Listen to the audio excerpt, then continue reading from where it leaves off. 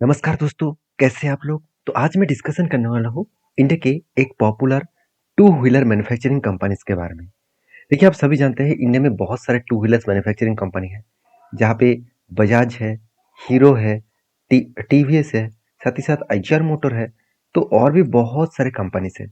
और आज देखा जाए तो जितने सारे टू व्हीलर ईवीज भी मार्केट में आए हैं, उनमें से ओला है, इथर है और भी बहुत सारे कंपनीज है। तो कंपटीशन दिन के दिन बढ़ते चले जा रहे हैं। फिर भी मैं आज ऐसे एक कंपनी के बारे में चर्चा करूंगा जिसका ग्रोथ आज जितना है फ्यूचर में और भी ज्यादा बढ़ने वाला है। तो चलो उसी के बारे में डिस्कशन यहाँ पे करने वाला हूँ, जिसका नाम आप देख सकते हैं, जिसका नाम है हीरो मोटरकॉर्प। देखिए, हीरो मोटरकॉर्प आप सभी जानते हैं इंडिया की एक popular and number one company है। हीरो मोटरकॉर्प के ऊपर मैंने एक प्रीवियस भी वीडियो शेयर किया था। तब मैंने आपको बताया कि इस कंपनी का जो ग्रोथ है आज जिस तरीके से हो रहा है फ्यूचर में और भी ज्यादा बढ़ने वाला है। क्योंकि देखिए, लोगों के मन में यही मतलब सोच आ चुके हैं कि बहुत से रास्ते में गाड़ियां देखने को मिल रहा है, तो अभी तो लोग गाड़ियां खरीदारी नहीं करेंगे, हर किसी के घर में गाड़ियां होगा, बिल्कुल नहीं।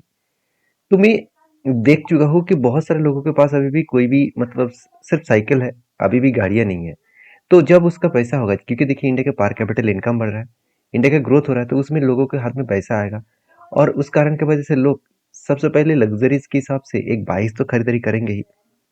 दूसरी बात, लोग ईगो के कारण और अभी जो मतलब यहाँ पे देखिए, लगातार लगातार आईचआर मोटर के कॉपी करने के लिए, मतलब रॉयल एनफील्ड को कॉपी करने के लिए लगातार जो मतलब 150 सीसी, 300 सीसी, 350 सीसी इस तरीके से कुछ बाइक्स मार्केट में आ रहा है। तो उसको लोगों के मन में एक चाहत होते हैं कि हमेशा एक ऐसी बाइक खरीदारी करूं कि हर कोई मुझे देखता रहे। तो ये जो मतलब चाहत है, इसी चाहत के कारण सीधा सीधा फायदा इस तरीके से कंपनी को मिलता है। तो देखिए यहाँ पे 440, तो सोचिए कितना सीसी का बाइक्स मार्केट में आ रहा है। तो उसके अगेंस्ट में हीरो का जो ग्रोथ है वो आज जितना है फ्यूचर में और भी कई गुना बढ़ने वाला है। तो क्या सचमुच हीरो का ग्रोथ हो रहा है? और लास्ट कुछ फ्यू मंथ्स में कंपनी के ऊपर बिग फॉल हुआ। तो इस फॉल का अपॉर्चुनिटी मैं किस तरीके से लेता हूँ वो मैं आज आपके साथ शेयर करूंगा। वीडियो को पूरा देखिए कि मैं जिस तरीके से टेक्निकली चार्ट पैटर्न को यूज करके यहाँ पे काम कर रहा हूँ वो मैं आपके साथ शेयर करूंगा। देखिए, 1985 में कंपनी स्टार्ट हुआ और टू व्हीलर मैन्युफैक्चरिंग में इंडिया के नंबर वन कंपनी है। 8 अलग अलग मैन्युफैक्चरिंग फैक्ट्रीज है। करीबन 47 कंट्रीज को कंपनी प्रोडक्ट को सेल करते हैं। और 9000 से भी ज़्यादा इसका कस्टमर टच पॉइंट्स है, मतलब 9000 से भी ज़्यादा इसका जहाँ जहाँ पे बाइक्स को बेचा जा रहा है, 9000 से भी ज़्यादा इसका टच पॉइंट है। तो सीधा सीधा कहो कंपनी में ग्रोथ कितना है आप देख सकते हैं। 115 मिलियन से भी ज़्यादा इसका हैप्पी कस्टमर है। और 40 ईयर का इसका सर्विस इस फील्ड का एक्सपीरियंस है। तो आज का तो कंपनी है नहीं, बहुत पुराना कंपनी है, तो एक ट्रस्ट बिल तो हमेशा हर लोगों के पास होगा ही। देखिए, इस कंपनी के ऊपर फिलहाल की जो हालत है वो सबसे पहले देख लेते हैं। देखिए, हालत देखने से पहले कंपनी का अपकमिंग टाइम्स में जो प्रोजेक्ट है वो देखना बहुत जरूरी है। क्योंकि देखिए, कंपनी के जो अपकमिंग प्रोजेक्ट है, अपकमिंग जो कैपेक्स है, अगर वो बात करूँ तो हीरो मोटो को बता रहा है कि Indian largest two wheeler manufacturing company बता रहा है has plan to invest between 1000 crore to 1500 crore, मतलब 1000 करोड़ से 1500 करोड़ तक आसपास। यहाँ पे कंपनी क्या करने वाला है, खुद के कैपेक्स को एक एक्सपेंडिचर यहाँ पे बढ़ाने वाला है। तो यहाँ पे देखिए, द करेंटली फाइनेंशियल ईयर, मतलब इसी ईयर में कंपनी 1000 से 1500 तक, यहाँ पे इतने पैसे 1000 से 1500 करोड़ तक कंपनी इन्वेस्टमेंट करने जा रहा है। तो कैपिटल एक्सपेंडिचर बढ़ाने का मतलब है कंपनी खुद के बिजनेस को ग्रोथ कराना। अभी देखिए, कंपनी ग्लोबली क्या कर रहा है। हीरो मोटो को प्लान टू, यहाँ पे देख सकते हैं, यूरोप जो यूरोपियन एंड जो यूके कंट्रीज है वहाँ पे भी कंपनी मार्केट्स को कैप्चर करने जा रहा है। और 2025 पे ही वो पूरा का पूरा मार्केट को फैलाएंगे यूरोप और यूके में।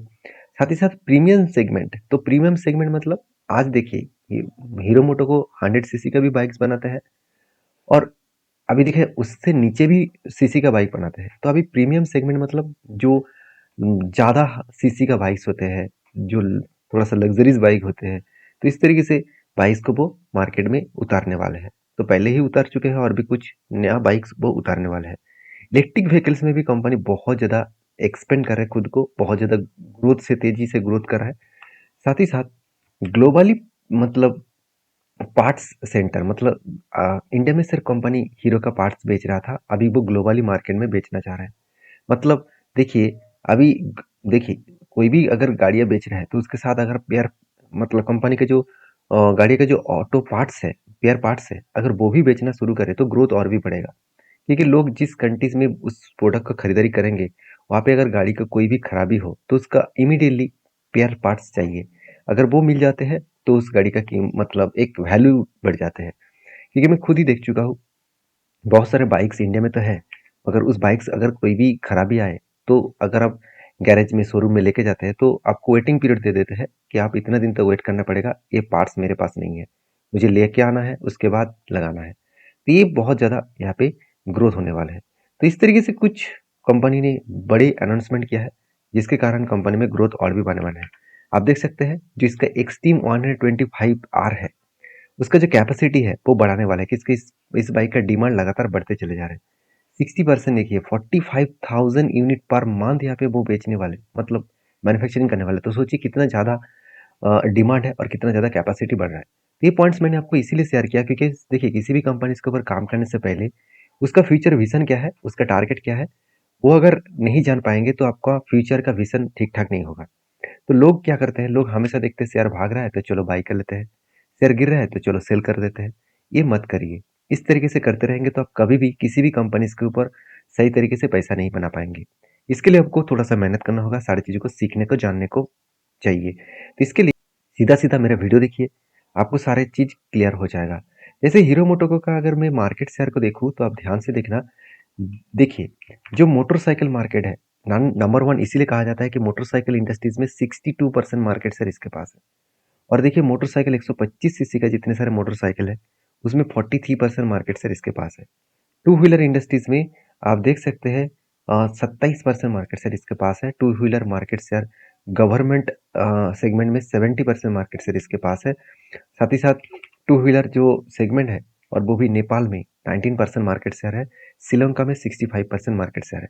तो सीधा सीधा कहूँ कंपनी एक जबरदस्त परफॉर्मेंस लेकर आगे बढ़ रहा है और इसी परफॉर्मेंस के बेसिस में आप देखेंगे इंडिया में 95% का बिजनेस कर रहा है और रेस्ट ऑफ वर्ल्ड मतलब बाकी कंट्रीज को वो 4.7% बिजनेस को फैला चुके हैं। अभी देखिए पूरा का पूरा सेगमेंट 84% कंपनी का गाड़ियाँ बेचने में रेवेन्यू जनरेट होते हैं। बाकी गाड़ी के जो पेयर पार्ट्स है वो 15 से 16% बेचकर ही पैसा रेवेन्यू कमाते हैं। अभी चलो कंपनीज के ऊपर सबसे पहले कंपनी के ऊपर टेक्निकली एक बार चार्ट पैटर्न्स को देख लेते हैं क्या हालत है। देखिए कंपनी में सारी चीज़ों को एक बार क्लियर कर देता हूँ। हाँ, अभी देखिए मैं 1 मंथ के एक बार चार्ट पैटर्न ओपन कर लेता हूँ, ध्यान से देखना। कोविड की जो सिचुएशन था, कोविड के टाइम में इस कंपनी का प्राइस कितना था? ऑलमोस्ट ऑलमोस्ट 1455 के आसपास। उसके बाद कंपनी कहाँ तक हाई किया? ऑलमोस्ट 6000 के ऊपर। तो देखिए लास्ट फोर ईयर्स मैं कहूँगा, लास्ट 4 ईयर्स में कंपनी कहाँ से कहाँ तक जर्नी किया और ये लाइफ टाइम का हाई था। और इसका लाइफ टाइम का चार्ट देखेंगे तो जो लोग सोच रहे हैं कि हीरो मोटोका का सचमुच क्या दम है, आप खुद ही देख लीजिए। कंपनी में करेक्शन तो बहुत बार हुआ, मगर उसको रिकवरी भी किया। आपको क्या लग रहा होगा यहाँ पे जो करेक्शन हुआ होगा कितना छोटा मोटा करेक्शन हुआ होगा? बिल्कुल नहीं। अगर मैं टॉप से अगर मैं ग्राउंड लेवल तक देखूँ तो ऑलमोस्ट यहाँ पे 45% का करेक्शन हुआ था, सॉरी 41% का। उसी तरीके से यहाँ पे भी देखेंगे टॉप से डाउन लेवल तक 37% का। फिर से देखिए यहाँ पे मैं थोड़ा सा देख लेता हूँ कितना है, 36% का। अभी देखिए या 2014 में भी देख लेते हैं कितना, 27% का। उसके बाद देखिए 2016 में देख लेते हैं, 16 के बाद यहाँ पे भी कंपनी 24% का क्रैश हुआ था। उसके बाद देखिए सबसे बड़ा क्रैश आया 2017 के बाद, क्योंकि ऑटो सेगमेंट में स्लो डाउन भी था और साथ ही साथ मतलब कोविड भी आया था। उस टाइम टोटल 64% का करेक्शन हुआ। उसके बाद नेक्स्ट देखिए 2022 में भी, सॉरी 21 के बाद भी कंपनी के ऊपर करेक्शन हुआ ओवरऑल 47%। तो आज जो करेक्शन हो रहा है इसको देखकर हम लोग क्यों चौंक रहे हैं? क्योंकि इस तरीके से करेक्शन तो पहले भी हुआ था, उसके बाद भी रिकवरी हुआ है और आज जो करेक्शन है ओवरऑल टॉप लेवल से 26%, उतना ज़्यादा करेक्शन हुआ ही नहीं। तो जो लोगों के मन में क्वेश्चन है क्या कंपनी और भी गिर सकते हैं, उसके लिए कुछ लेवल्स, सपोर्ट लेवल्स मैं आपके साथ शेयर करूंगा। उससे पहले जान लेते हैं कि कंपनी में दिक्कत क्या है जिसके कारण कंपनी के ऊपर गिरावट का माहौल है। सबसे पहले देखिए कंपनी का फाइनेंशियल डिटेल्स के बारे में बात करूँ तो कंपनी का वैल्यूएशन एकदम सस्ते में देखने को मिला।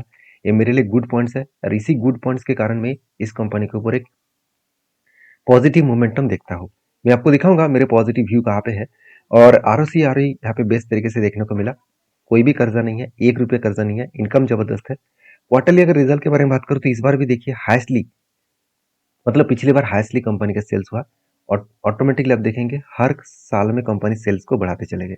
उसके अगेंस्ट में कंपनी के एक्सपेंस भी बहुत ज़बरदस्त है और उसके अगेंस्ट में कंपनी का नेट प्रॉफिट भी ज़बरदस्त ग्रोथ हुआ। अलग लेवल का एक नेट प्रॉफिट यहाँ पे ग्रोथ होता देखने को मिले। अभी देखना है कि कंपनी इस बार किस तरीके से रिजल्ट पब्लिश करते हैं, क्योंकि रिजल्ट जो है वो टुमारो मतलब कल के दिन आने वाला है। तो कंपनीज के ऊपर जो प्रीवियस डेटा है, अगर मैं उसके बारे में बात करूँ, तो सेल्स इतने दिनों से ठीक ठाक नहीं हो रहा था। आज सेल्स ठीक ठाक है और प्रॉफिट भी देखिए ठीक ठाक ग्रोथ नहीं हो रहा था। आज प्रॉफिट भी बहुत शानदार है। इसीलिए कंपनी एक साल में 45% का रिटर्न भी दिया। तो देखिए, रिटर्न को देखकर कोई भी कंपनी के ऊपर बाय सेल नहीं करना है। हम लोग को चीज़ों को समझ कर सीख कर काम करना है। जैसे देखिए, जो लोग सोच रहे हैं कि कंपनी के कर्जा है, बिल्कुल नहीं है। जो कर्जा है वो इजीली मिटा सकते हैं, क्योंकि हाथ में 17,600 करोड़ का टोटल रिजर्व है। और इस 600 जो 59 करोड़ है, उससे कंपनी इजीली उसको बोरिंग्स को मिटा सकते हैं। उसी तरीके से फिक्स्ड एसेट का भी यहाँ पे मतलब अच्छा खासा देखने को मिले। और सबसे इंपॉर्टेंट पॉइंट है, जो हम लोग सोच रहे कि इस कंपनी के ऊपर शायद एफआईएस ने माल बेचकर भाग चुके होंगे। ऐसे बिल्कुल नहीं। 29% एफआईएस ने माल बेचा और उसका सीधा सीधा फायदा, सॉरी, 29% एफआईएस का माल मतलब होल्डिंग है और डीएस के पास 26% का होल्डिंग है। तो मैं सीधा सीधा कहूँ कि कंपनी के ऊपर अच्छा खासा होल्डिंग्स यहाँ पे देखने को मिलेगा। तो यहाँ पे सारे पॉइंट्स को सामने देखते हुए मैं यही कहूंगा कि कंपनी में दम एंड पोटेंशियल दोनों ही है। तो मैं इस कंपनी के ऊपर किस तरीके से देखता हूँ, चलो एक बार देख लेते हैं। मैं यहाँ पे वन डे कैंडल पैटर्न करके आपको दिखा देता हूँ मेरा व्यू क्या है। देखिए, कंपनी के जब इस तरीके से करेक्शन होकर एक एक रिजेक्शन यहाँ पे मिला था। रिजेक्शन इसलिए मिला था क्योंकि यहाँ पे एक स्ट्रांगली क्या था, एक स्ट्रांगली सपोर्ट जोन था। मैं एक बार सपोर्ट जोन को मार्किंग कर लेता हूँ। अगर मैं इस लेवल को पूरा का पूरा देखूँ, तो देखिए यहाँ पे स्ट्रांगली रेजिस्टेंस था, इसको ब्रेक करके रिटेस्ट किया, उसके बाद ऊपर में जाम हुआ था, फिर से रिटेस्ट करने के लिए आया, सपोर्ट को टच किया, उसके बाद रिबाउंड किया। तभी देखिए कंपनी जब फिर से यहाँ पे नीचे आए, तो दो तरीके से सिनेरियो बने। होता क्या है, जब भी हम लोग देखते हैं डब्ल्यू जैसे पैटर्न क्रिएट होता है, उसके बाद होता क्या है, ब्रेकआउट, रिटेस्ट, उसके बाद जंप होता है। और उसी तरीके से अगर एम पैटर्न को देखें, तो ऊपर में देखिए क्या बना, एम पैटर्न बने, उसके बाद करेक्शन हुआ, रिटेस्ट किया, उसके बाद बिग जर्नी हो रहा है। तो देखिए उसी तरीके से पैटर्न्स भी यहाँ पे क्रिएट हुआ, कुछ इस तरीके से देखिए एम पैटर्न बने, उसके बाद ब्रेकडाउन भी हुआ, रिटेस्ट किया, उसके बाद बिग फॉल होने का चांसेस है। अभी देखिए, अगर यहाँ पे करेक्शन कंटिन्यू हुए तो कहाँ तक जा सकते हैं। पहली बात देखिए, आपको पहले ये ढूंढना है कि इसका स्ट्रांगली सपोर्ट कहाँ पे है। अगर मैं स्ट्रांगली सपोर्ट के बारे में बात करूँ, तो कुछ इस तरीके से लेवल्स में मुझे स्ट्रांगली सपोर्ट मिला। क्यों? क्योंकि मैं प्रीवियस डेटा के हिसाब से अगर देखूँ, तो यहाँ पे भी कंपनी ब्रेकआउट करने के बाद ऊपर गया था, मतलब यहाँ पे एक स्ट्रांगली रेजिस्टेंस था। उसी तरीके से जो रेजिस्टेंस बना था वही इसका सपोर्ट बनेगा। तो यहाँ पे क्या बना, एक सपोर्ट बने, तो सपोर्ट को टेस्ट करने के बाद ही बाउंस किया था। इसका मतलब वही लेवल को टेस्ट करने के बाद दो सिनेरियो बन सकते हैं। आइदर वो ऊपर जा सकते हैं, आइदर इसको ब्रेक डाउन करे तो और भी बड़ा फॉल हो सकते हैं। एक बात को ध्यान रखना, यहाँ पे कोई मतलब मार्केट के अगेंस्ट में आपको जाने का जरूरत नहीं है। हमेशा आप सपोर्ट रेजिस्टेंस को फॉलो अप तो कर रहे हैं, तो इसका मतलब ये नहीं कि वही सपोर्ट को टच करके ही वो बाउंस करेगा। ऐसे भी हो सकता है, देखिए पहले भी यहाँ पे स्ट्रांगली एक सपोर्ट था, उसको ब्रेक डाउन करके नीचे आया। तो इस सपोर्ट को भी टच करने के बाद अगर मार्केट में कंटिन्यूसली निफ्टी सेंसेक्स में गिरावट कंटिन्यू रहे, तो इसके ऊपर भी गिरावट कंटिन्यू हो सकता है। तो मार्केट है, कुछ भी हो सकता है, हमेशा आपको एक सपोर्ट रेजिस्टेंस को फॉलो अप करना होगा। तो मेरा व्यू क्या है इस कंपनी के ऊपर, चलो वो भी मैं एक बार आपके साथ शेयर कर लेता हूँ। देखिए, मैं हमेशा आरएसआई स्ट्रेटजीज को फॉलो करता हूँ। यहाँ पे आरएसआई के रूल्स के हिसाब से आरएसआई जब भी मुझे 30 के नीचे जाते हैं, तब मुझे यहाँ पे देखना होता है कि जो कैंडल्स हैं वो 200 डेज मूविंग एवरेज के नीचे आया कि नहीं। यहाँ पे देख सकते हैं आरएसआई यहाँ पे 30 के नीचे आए और 30 के नीचे यहाँ पे आए, उसी टाइम में कैंडल भी 200 डेज मूविंग एवरेज के नीचे क्लोजिंग हुआ। तो इस कैंडल को देखेंगे तो 200 डेज मूविंग एवरेज के नीचे क्लोजिंग हुआ और आरएसआई भी 30 के नीचे आए। तो बेसिकली यहाँ पे एक पॉइंट्स में मार्किंग कर चुका हूँ। तो यहाँ पे जब भी इस तरीके से पॉइंट्स बनता है, तो मैं कहाँ तक इसको मतलब कंटिन्यू करता हूँ। मैं हमेशा इस तरीके से स्ट्रेटजीज को, रूल्स को मैं हमेशा देखता हूँ कि आरएसआई जब भी 70 को टच करे, 70 को ब्रेक करे, तब कैंडल कहाँ पे होते हैं। उसी कैंडल में मेरा फाइनली वो पोजीशन बनता है, मतलब एग्जिट पोजीशन बनता है। तो यहाँ पे मैं कोई बाय सेल का रिकमेंडेशन नहीं कर रहा हूँ, मैं आपको बैक टेस्टिंग करके दिखा रहा हूँ कि इस तरीके से स्ट्रेटेजी में क्या सचमुच में दम है। तो प्रीवियस अगर बैक टेस्टिंग करके देखेंगे, तो बहुत सारे इस तरीके से पोजीशन बना था। मतलब आप देख सकते हैं यहाँ पे भी आरएसआई नीचे आए थे और यहाँ पे क्या हुआ, आरएसआई 70 के ऊपर गए, तो यहाँ पे कितना, 11%। और यहाँ पे भी देख सकते हैं, यहाँ पे देखिए आरएसआई 70 के नीचे आए, तो यहाँ पे भी कैंडल 200 डेज मूविंग एवरेज के नीचे आए। तो उसी तरीके से अगर आरएसआई को देखेंगे, 70 के ऊपर गया, तो यहाँ पे कितना, 11% का जंप हुआ। और प्रीवियस देखेंगे तो यहाँ पे भी आरएसआई देखिए 70 के नीचे आए तो पोजीशन इस जगह पे देखने को मिले, और फाइनली आरएसआई कहाँ पे टच किया 70 के ऊपर इस जगह पे, तो 20% कितना दिनों में 87 डेज। तो इस तरीके से बहुत सारे आपको इस तरीके से डेटा देखने को मिल जाएगा। मेरे कहने का मतलब है कि अगर आप किसी भी स्ट्रेटजीज को फॉलो करते हैं, किसी भी स्ट्रेटजीज के ऊपर काम करने के लिए मतलब तैयार है, तो उसके लिए थोड़ा सा आपको बैक टेस्टिंग करना होगा। थोड़ा सा मतलब एटलीस्ट 5 से 10 साल आप बैक टेस्टिंग करके देखिए, क्या उस कंपनी के ऊपर प्रीवियस में भी इस तरीके से कुछ चार्ट बना था। वो चार्ट बने थे तो कितने दिनों में उस चार्ट कंप्लीट हुए, उसका स्ट्रेटजीज कंप्लीट हुए, तो एक बार उसको बैक टेस्टिंग करके देखना है। तो ये मेरा व्यू था। ये मैं कोई आपको बाय सेल का रिकमेंडेशन नहीं कर रहा हूँ, मैं कोई सेबी रजिस्टर्ड पर्सन नहीं हूँ कि मैं आपको रिकमेंडेशन करूँ। काम करना है तो आपके रिस्क के हिसाब से करना पड़ेगा, क्योंकि पैसा आपका है, तो मेहनत करके पैसा कमाया है, तो ऐसे किसी कुछ वीडियो को देखकर ब्लाइंडली ट्रेड मत ले लेना। आपको स्टडी करके, रिसर्च करके, आपको फाइनेंशियल एडवाइजर के साथ बातचीत करके काम करिएगा। वीडियो में अगर जानकारी अच्छा मिले, इन्फॉर्मेशन अगर सही मिले, तो प्लीज़ एक लाइक करना और कमेंट्स में लिख देना आप कौन सा वीडियो देखना चाहते हैं, कौन सा कंपनी के ऊपर। मिलते हैं नेक्स्ट वीडियो में, तब तक के लिए धन्यवाद।